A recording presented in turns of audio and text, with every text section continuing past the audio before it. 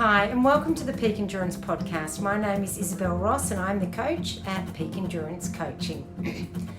Episode 63 is an interview with Gene Dykes, who is one of the most prolific, and successful septuagenarian racers of all time, winning multiple Masters national championships, setting a number of national American records, becoming the oldest person ever to run the Triple Crown of 200s, which is 3 200-mile races in a single year, and achieving a marathon PB of 2:54.23 at 70 years of age.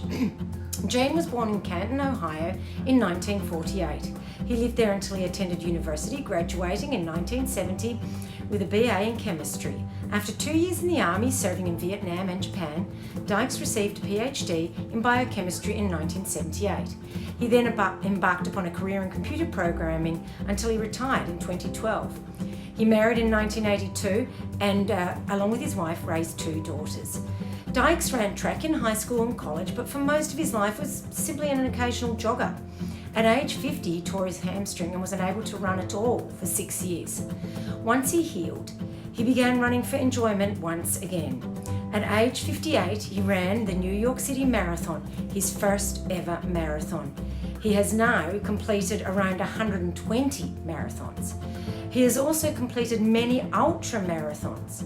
In the last few years, he set 14 American national age group records and won 15 American national championships at distances ranging from the 3K to 100 miles. In December 2018, he ran the world's fastest marathon for age 70, 2:54.23, and the following spring he broke the Boston Marathon age group course record by almost 20 minutes. Do you have injuries or niggles ruining your enjoyment of running and hindering your performance? Running is not just good for our physical health, but our mental health too. It's important on so many levels to all of us that we can keep running. Come in and see the specialists at Health and High Performance.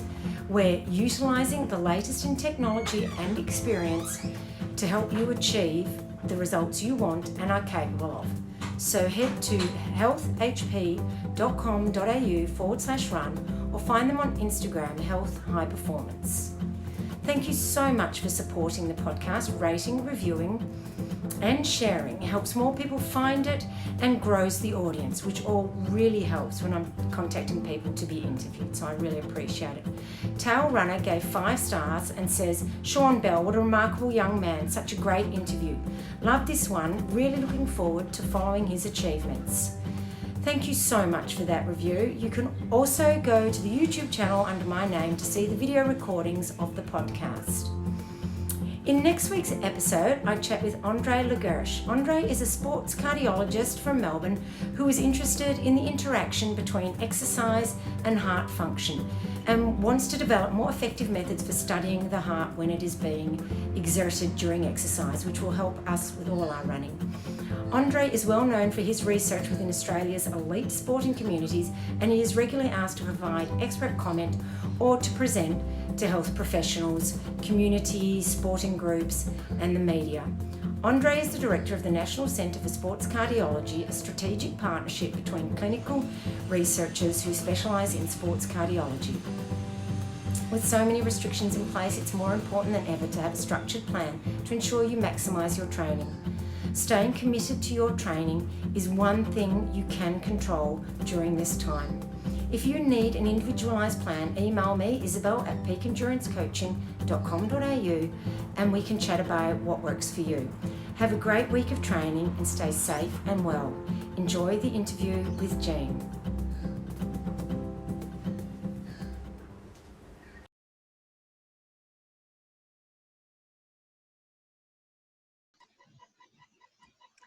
Hi, Gene, and welcome to the Peak Endurance Podcast. Well, thank you. It's always fun to talk down under.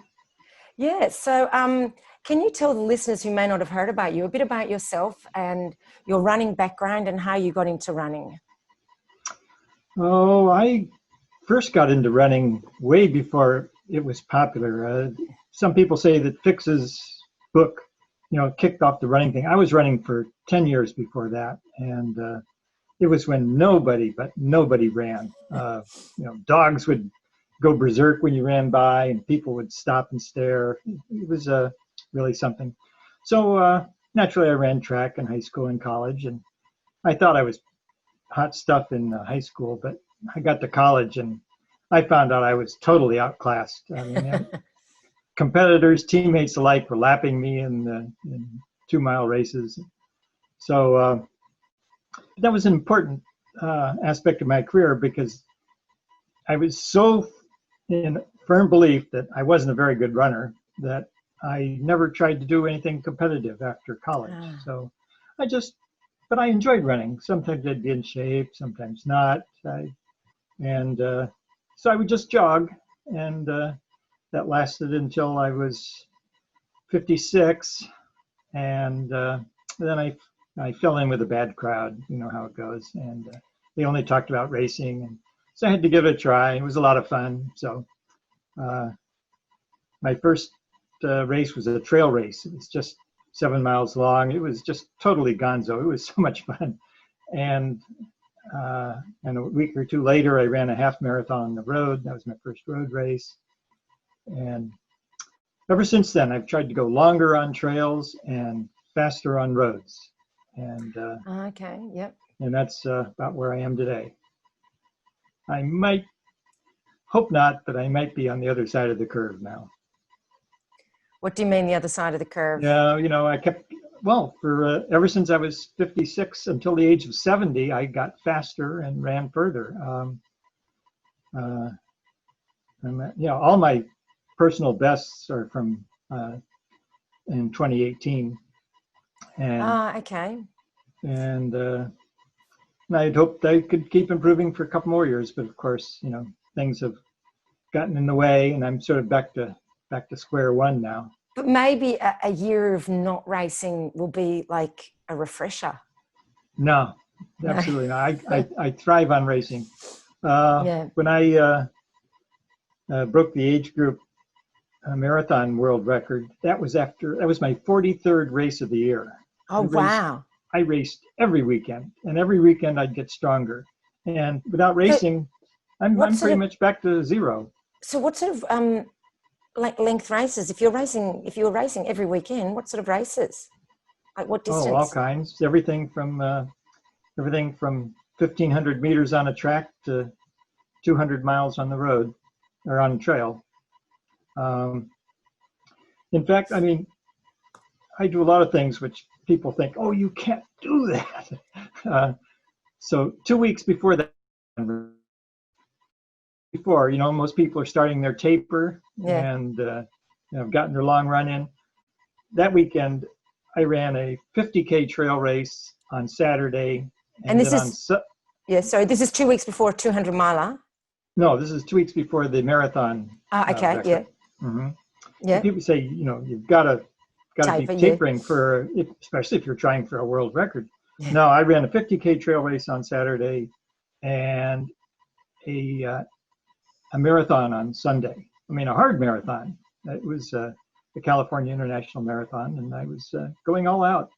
Wow. The following weekend, I ran a hard 5K, and then went down to Florida and ran the marathon of my life. So I think a lot of people over rest, I guess you could say, who think, oh, I can't do that many races. Well, of course, I can do that many races because I'm retired. I mean, I don't sneer at people who don't run 43 races a year, but no, every one of them made me stronger.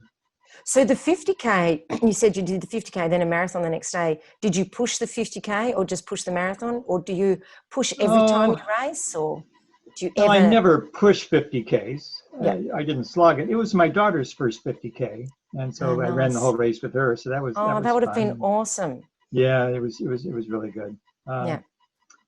And can't talk her into any races longer than that, though. So... that would have been, and so, and that race in 2018, that was your, you did 254, is that correct? Is that 254, 23. And how old were you at that time? 70.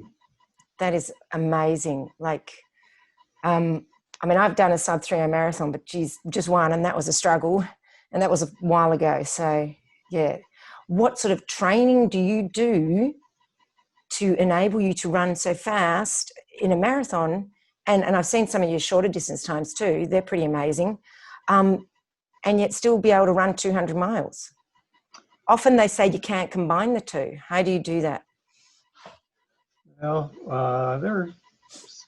for one thing, how do I train? I do whatever my coach tells me to do. I have got Sounds perfect. a great coach. Yeah, I'd still be Joe Ordinary without my coach. I had run 7 years before knuckling down and deciding that I'd give him a trial for 5 months, and it was amazing the runner he found inside me. I mean, Oh, that's awesome. yeah, things I couldn't have believed.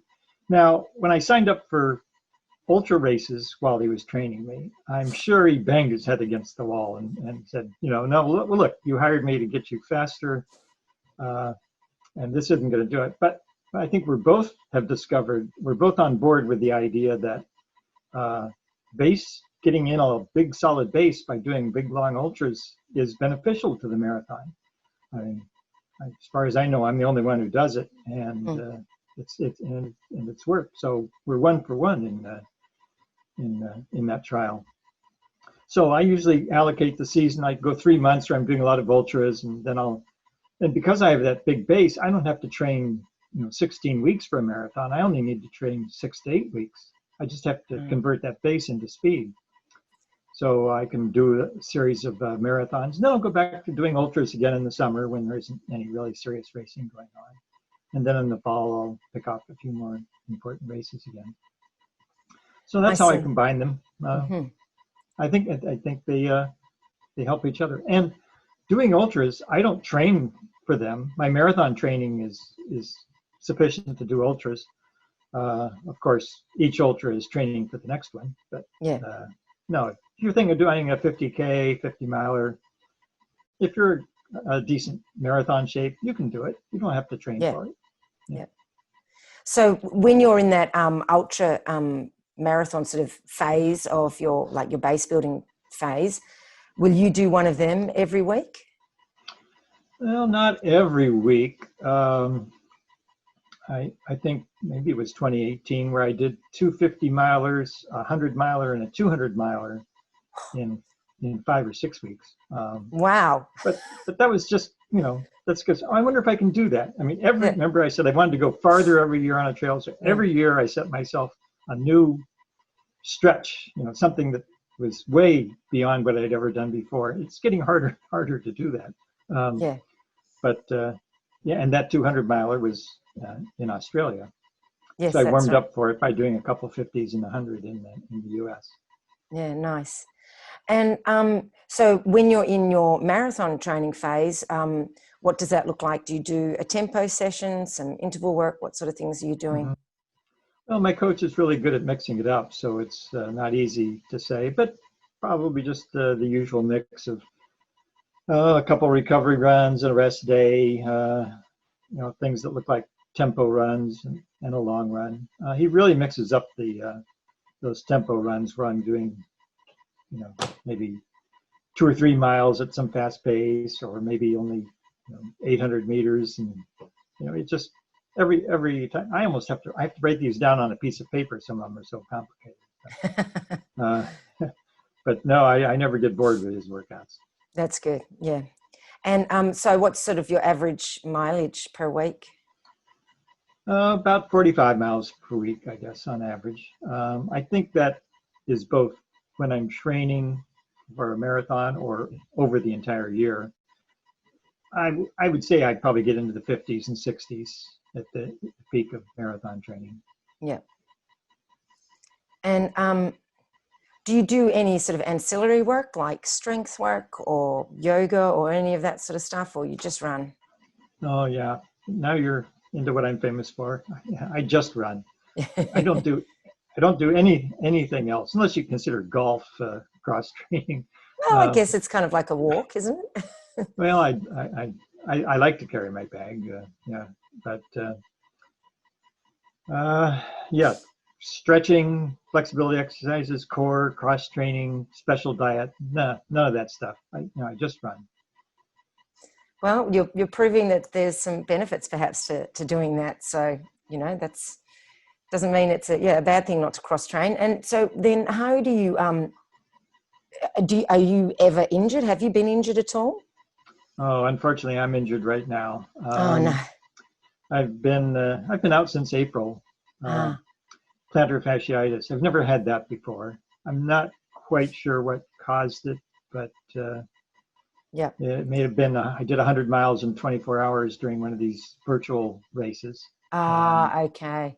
and then immediately started training hard for a 5K. So I don't know which of those two did Maybe it, but just it's a. the magic I was hoping combination. it was a stress fracture. I mean, it might have put me Yeah, out longer, but at least it's going to be fixed.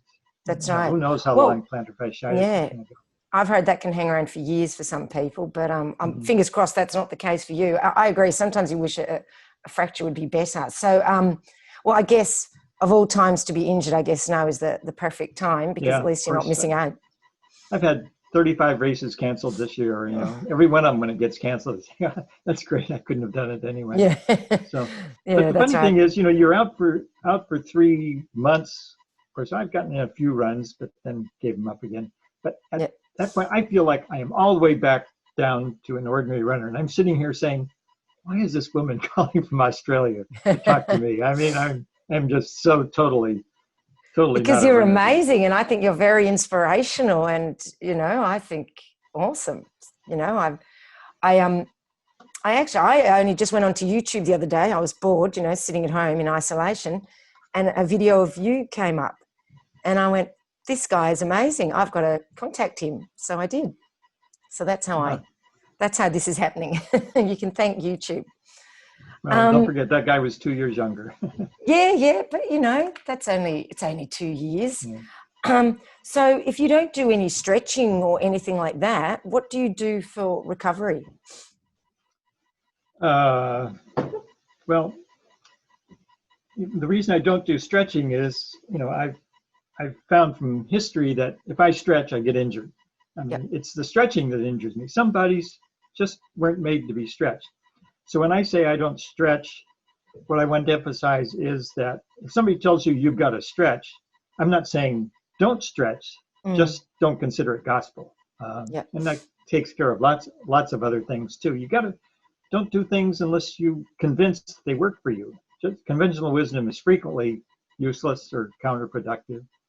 Uh, for instance, conventional wisdom is you've got to take electrolytes. I mean, Mm. for most races, that's just total bunk. Your body has all the electrolytes you need to keep your blood chemistry stable.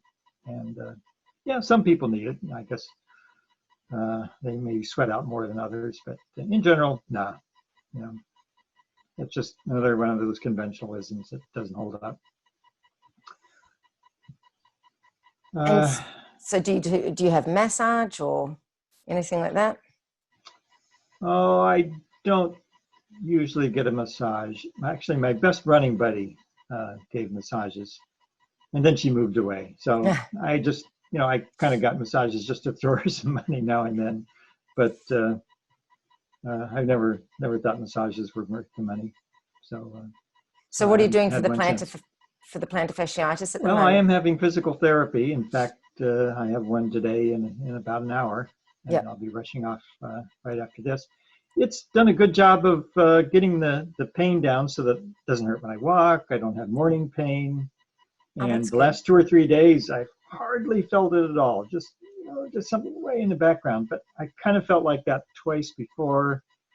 And I ran for 3 or 4 days, and then I felt like I was just, felt like I was back to square one again. And so I stopped. So I may not run at all this week. I want to kind of like feel pain-free for a whole week. Yeah. And then, of course, my first run will be a 9-mile trail race, so 15K. Of course. Why not? Yeah, why not? So you said you got this in about April. So have you done much running at all since then? Since April, Yeah. no, I tried to ramp up for 5 days twice, and both times I thought it turned out to be a bad idea. So Yeah. a lot of injuries you can train through. You Yeah. get to a certain point where even when training, the pain is going away. This doesn't seem to be one of them. Yeah. Uh, but I don't know how it'll turn out. Hoping I can manage. Maybe my running career is over. I don't know. No, don't say that. You've still got to come out to Australia for the 200 miler, don't you? Yeah, if they manage to hold one again. I think they're holding one this year, but there's no way I can get into Australia without No. a two-week quarantine, so that makes Yeah. it not worth it. I will do, say they have this series of 200 milers. Yeah. The Delirious West was the first one. The Irrational South was to be the second one this year. I was hoping to do the inaugural race of all three of them. I was hoping to do Irrational South this year and the Unreasonable East next year. I don't know which one I can do next year, one or the other, but I can't remember. Yeah, it depends when they open up. I'm thinking maybe not until March next year. Mm-hmm. And they might not open up the borders, and who knows? And so do you have any specific diet that you follow, or once again, do you just stick to what works for you, which is a standard diet? Everything in moderation. I just, eat whatever I want, usually too much. So I have to run it off. Yeah, so I've obviously gained a little weight in the last 3 months. And race day, that's always been a struggle for ultras. I mean, it's easy on marathons. For anything shorter than a marathon, it's easy. I don't eat anything race day or during the race. So. Oh, really? Yeah, no, I don't want anything in my stomach. If you haven't got all the glycogen stored for a race shorter than, an hour and a half, you're not going to get it from eating. Eating is kind of counterproductive. You have to spend blood that has to go to your intestines to digest the food, and that's blood that isn't going to your muscles. So no, but for a marathon, you're going just slow enough, and if you get something that doesn't, that really digests easily, and fortunately there is a miracle product that, in the last 2 years that does that for me. You've probably heard of it, Mountain Nutrition. It's a kind of a powder that gets me 320 calories in a bottle.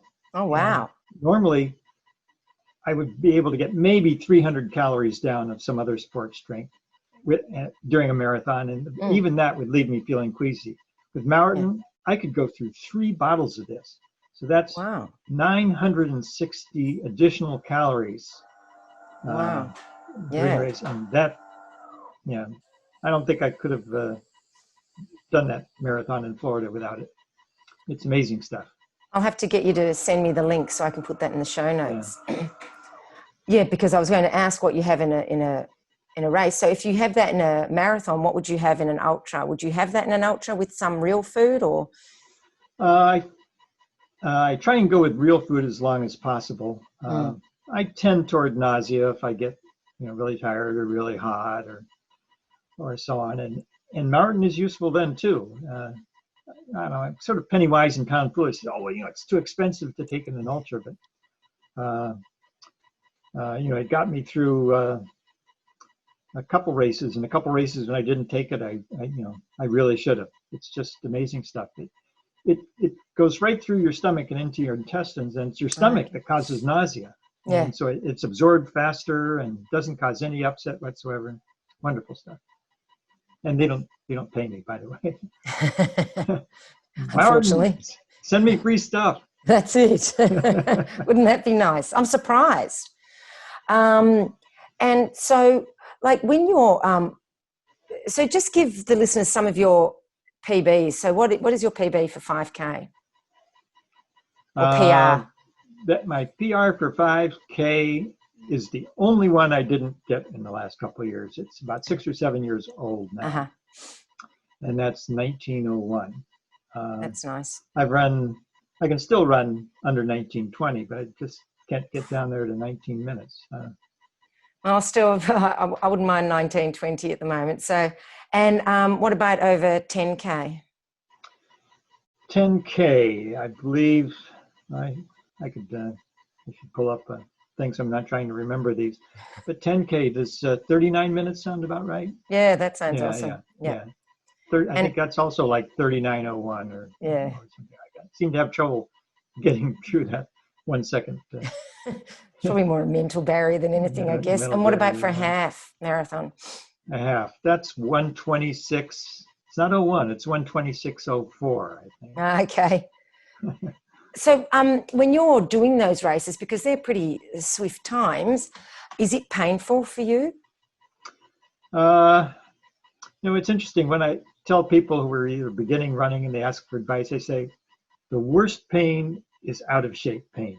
You're going to get out there and you're going to just want to toss in the towel, and probably a lot of them do. The thing is, the faster you get, the easier it gets.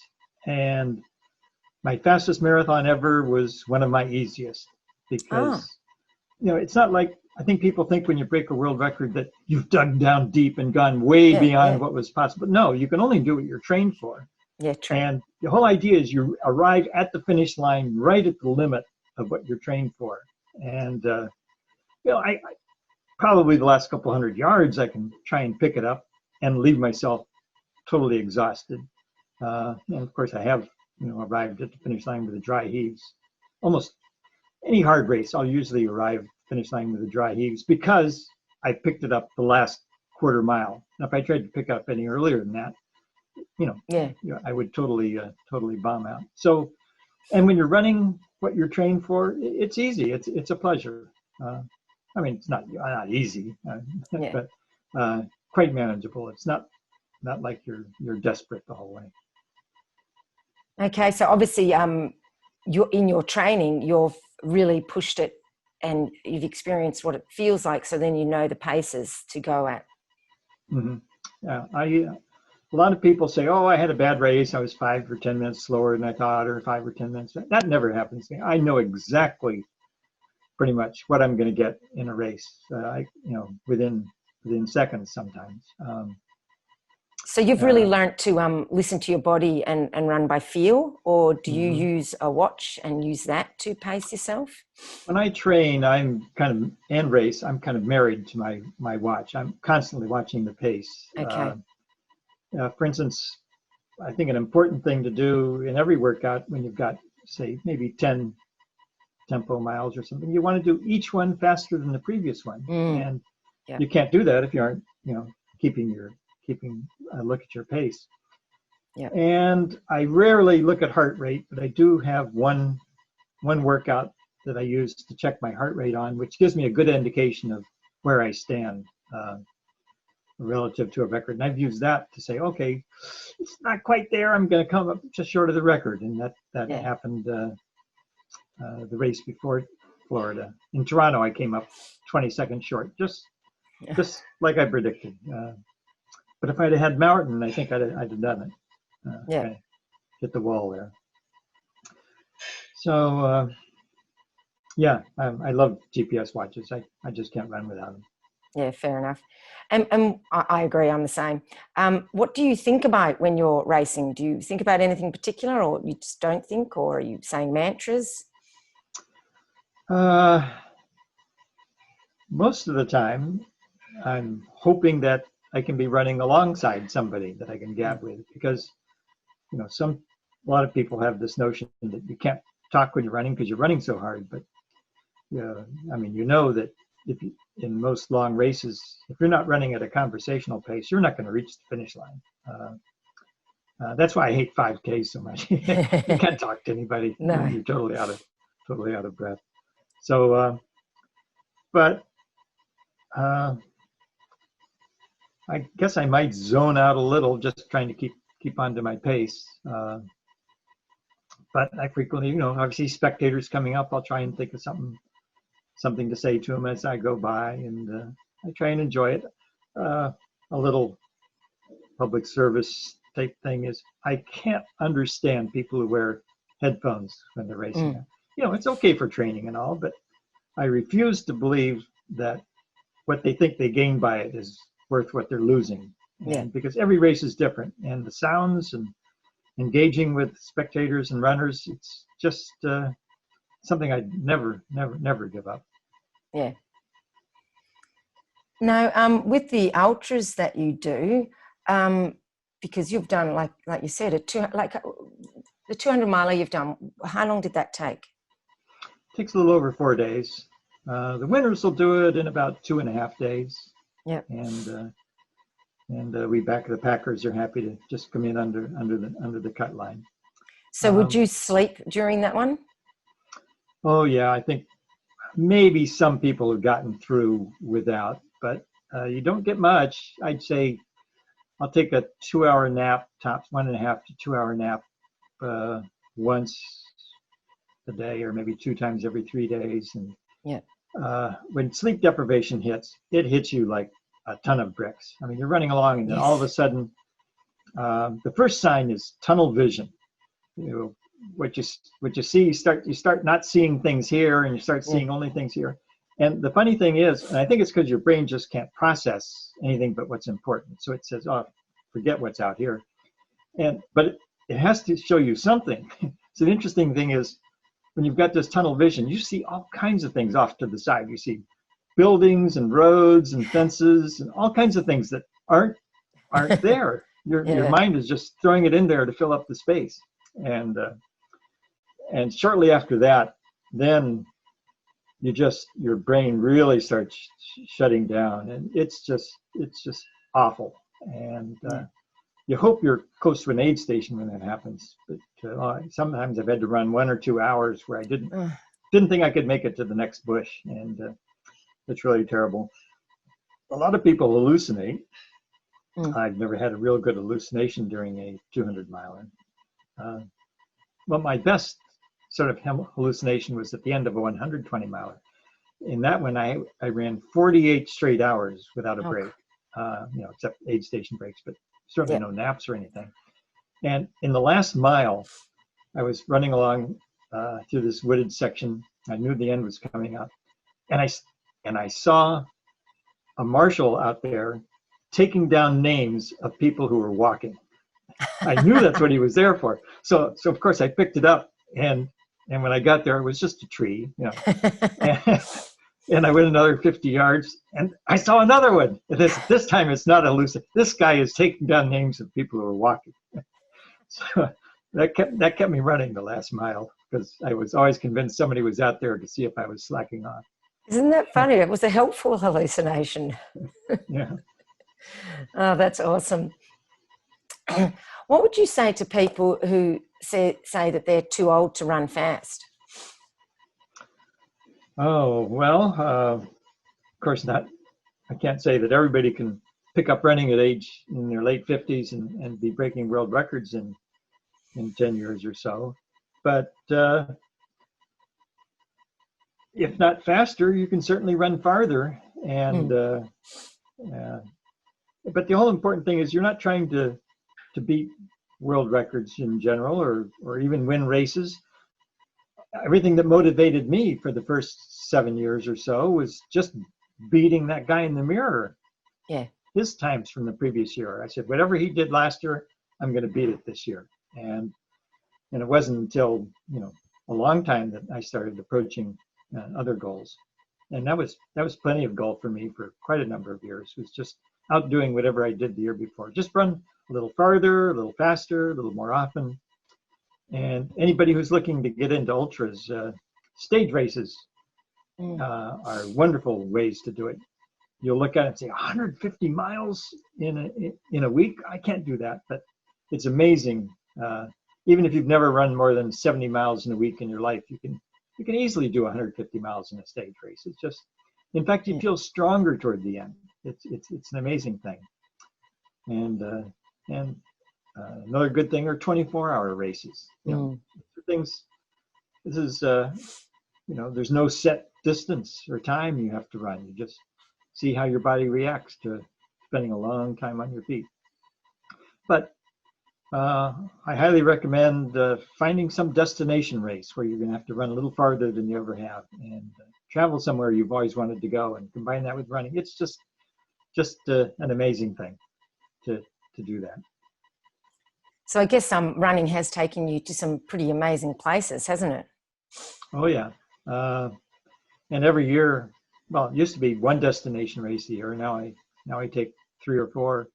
Next year, if they don't cancel everything, I'm going to Australia, Morocco, Norway, Finland. Oh wow, awesome! Yeah. Oh, that would be brilliant. all places, particular places there that I've never been to before. That's in addition to London and Canada, places I hardly consider foreign travel anymore. And so the race in Australia, what time of year is that meant to be?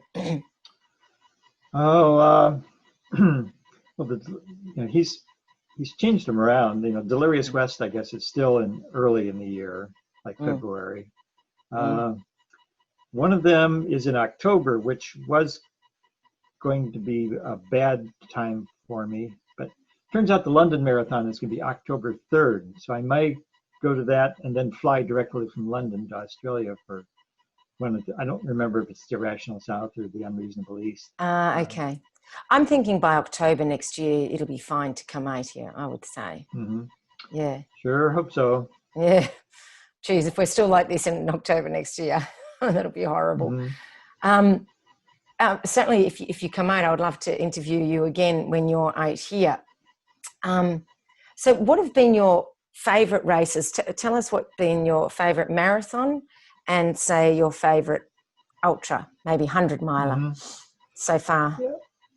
That's a lot easier with ultras for some reason. They're all wonderful, but the Bigfoot 200 was totally magical.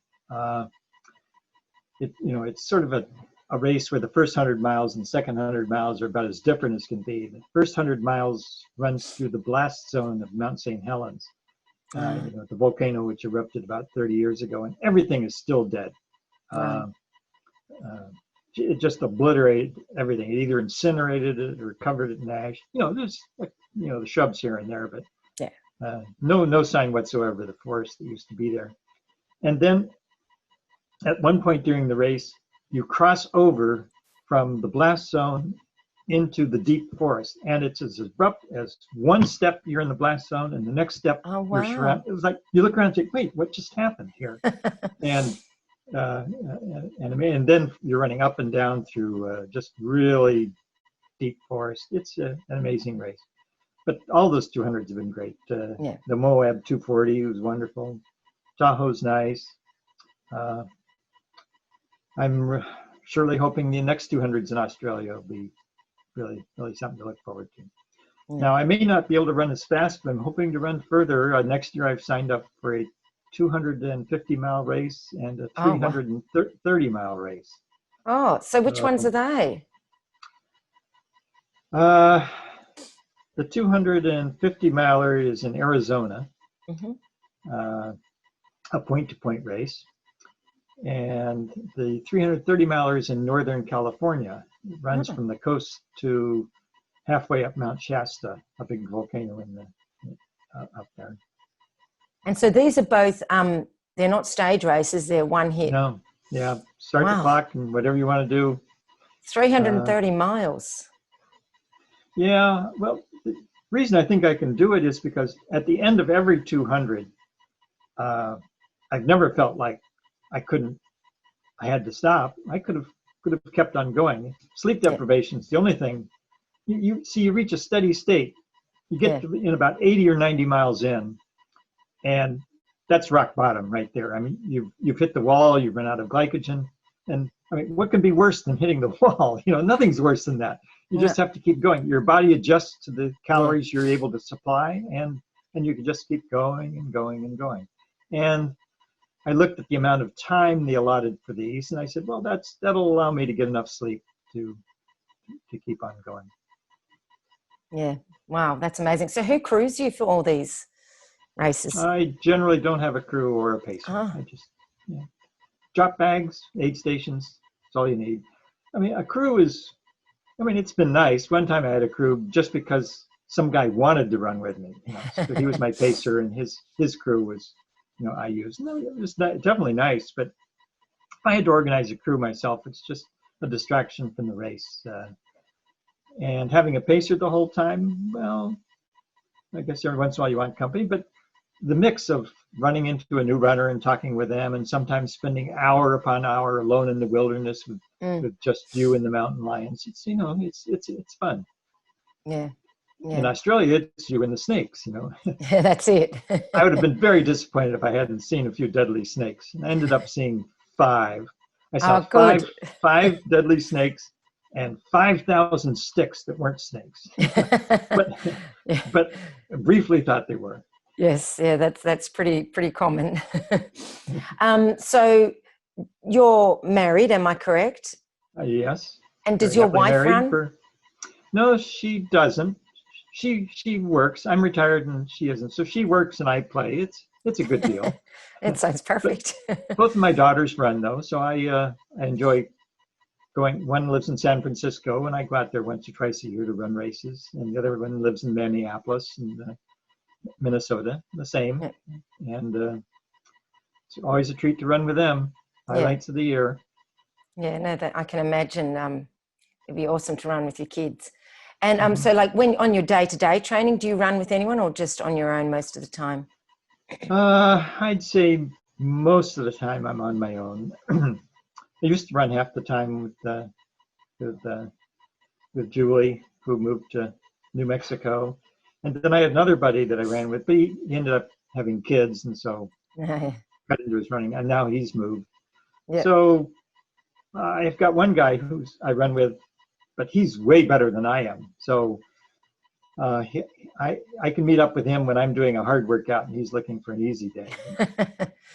yeah, yeah. And that's it. That's the thing that's hard with running with other people is matching your paces. So that's always a bit tricky. Oh yeah, but there's all kinds of different workouts. And besides, and somebody says, I can't run with you, you're too fast. I say, look, I can run slow with the best of them. So.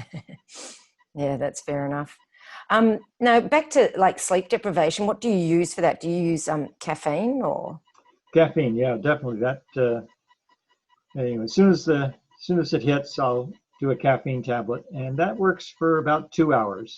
Yeah, And maybe two. I've been able to get through a section by doing 4 hours. By taking another dose when the first one wore out. yeah, But after that, at some point you need real rest. And amazingly enough, it only takes an hour and a half to reset.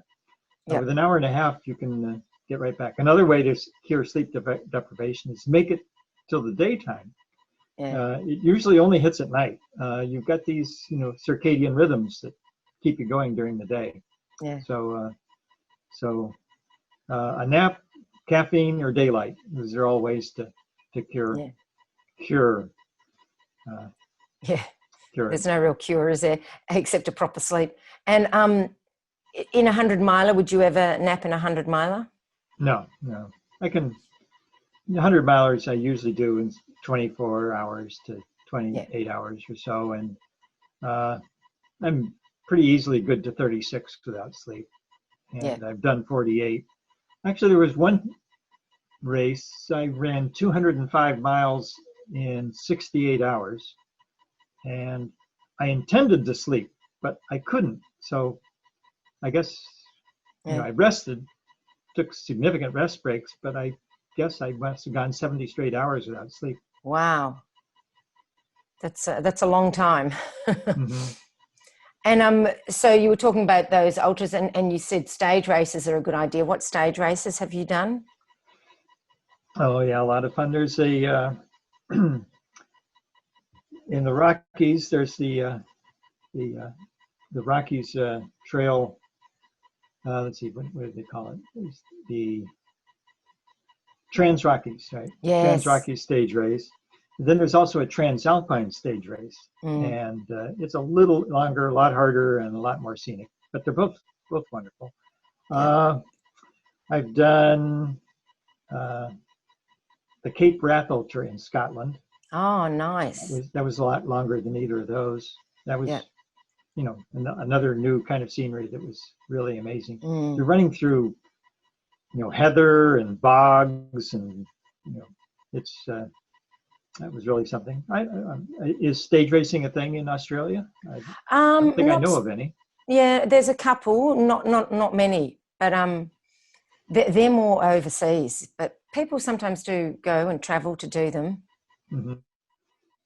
Another way, things similar to stage races is usually you hire somebody. Of course, you could do this on your own, but Yeah. I've done a couple adventure runs with my daughter where uh, the group would haul your equipment from one Yeah. place to the next. And just like a stage race, except it wasn't a race, it was just meandering from point to point and having Yeah. somebody else take your luggage.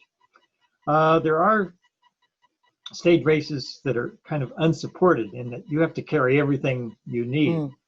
I kind of more like, it seems to me it would be more like backpacking than running, but I might do one in Iceland next year. Oh, wow. And it's called the Fire and Ice. Sounds really interesting. And Yes, Iceland is a wonderful place place to visit. You've been to Iceland? Yeah, I've been there a couple times. Yeah. It's just an amazing place for scenery and and interesting races. Yeah, I mean, that would If be, you're looking for a place to go for a week to run a race and do vacation, you can't beat it. yeah, no, I would love to go to Iceland, and certainly the scenery looks awesome there, as does Norway, which, like you said, you're planning on going. What's the race in Norway you're hoping to get to? I signed up for a 100 miler there this year. Yeah. It was one of the kinds where my 100 miler to get me in as a qualifier for the Western States was canceled. So I quick looked around for another 100. I only had a couple weekends, and I found a 100 miler in Norway. So I signed up for that. And that's another race. They held it, but I couldn't get into Norway to do it. Yeah. So my entry is deferred till next year. So, that's good. Once you've decided to do a race, it's an itch you just have to keep scratching until you actually run it. So there's no way I'm not going to actually do that race some year. That's fair enough. No, I totally understand that. So I had a question, but I've lost it now. What tips would you give listeners if they want to keep running as they get older? What sort of tips would you give them? My idea of just trying to outdo yourself just by a little bit. You can just doing these incremental improvements. After 3 years of running, I was doing things I didn't think were possible, and after 6 years, things that 3 years before I hadn't thought were possible. And if you've been a runner your whole life, you're going to be definitely going downhill when you're getting older. You can only run strong so many years. But if you're taking it up, there's lots of room for improvement. And just keep at it. Find out which aspect of running appeals to you. There's just so many things. Running alone, listening to your thoughts, listening to music, running with friends, racing, different kinds of surfaces, maybe like trails, like roads. It's just so many ways to do it. Find out what part you really like, and just try and do a little more of it each year. Combining it with travel, that's the best. Yes, no, definitely. Well, it certainly sounds like you're doing a lot of the combining it with travel, which is really awesome. So hopefully you get to go to all those races next year. And is there any, when you're running the trail ultras, is there any particular gear that you find is the best for you? And do you use poles? I use poles, if the terrain calls for it. I mean, if it's flat, no. I went to the Delirious West thinking I wouldn't need poles. I have no idea why I thought that. And I don't think I could have made it through without them. My pacer gave me his. And, wow. And just instantly, when I started using them going up slopes, I gained a whole lot of strength. I don't know. For some reason, I'd gotten the impression that Delirious West was along the beach a lot, and, flat otherwise. But no, there was a significant elevation gain. Poles really helped. A lot of the climbing was sandy, and there you really need to use every muscle in your body to help you get up the slopes. Yeah. Others, find a really comfortable trail shoe. In general, you don't need to get anything really aggressive unless, of course, you get into that type of racing. So comfort is the thing you really want. A lot of people switch out shoes a lot. I figure, why switch from your A shoes to your B shoes? I guess swelling is one reason too. I decided in my next one I'm going to switch to a pair of shoes that's half size or a size larger to Yep. account for that. Good rain gear and good warmth. I pack a little extra weight, making sure I've got things that keep me warm. I'll pull into an aid station in the middle of the night, and the first thing I do is I grab out of my pack the ultralight down, both parka and pants, and boy, that just really gets you feeling toasty fast. Yeah. Yep. No, that's also sensible to have that warm gear, because basically you never know what's going to happen in some of those long races. Well, that's just amazing, the repertoire of races that you have, and your ability to combine. I know you do them in different phases, but still to combine ultra distances and then running fast. So thank you so much for sharing your experiences with us. I really appreciate chatting with you. Oh, it's been fun. Now I'm really looking forward to getting back down there again. Yeah, no, It must not be too far from the Irrational South. That starts in Adelaide, near in yeah, no, Melbourne, that's not right? too far. No, and yeah, I mean, no, that would be awesome. And if we can connect then and do another interview, that would be brilliant. Okay, great. All right, I'll look forward to that. All right. Well, thank you so much for your time, and hopefully that plantar fasciitis is fixed up soon, and the airways open up again. All righty. Okay. Thanks for Good that. talking with you. Bye. Bye now.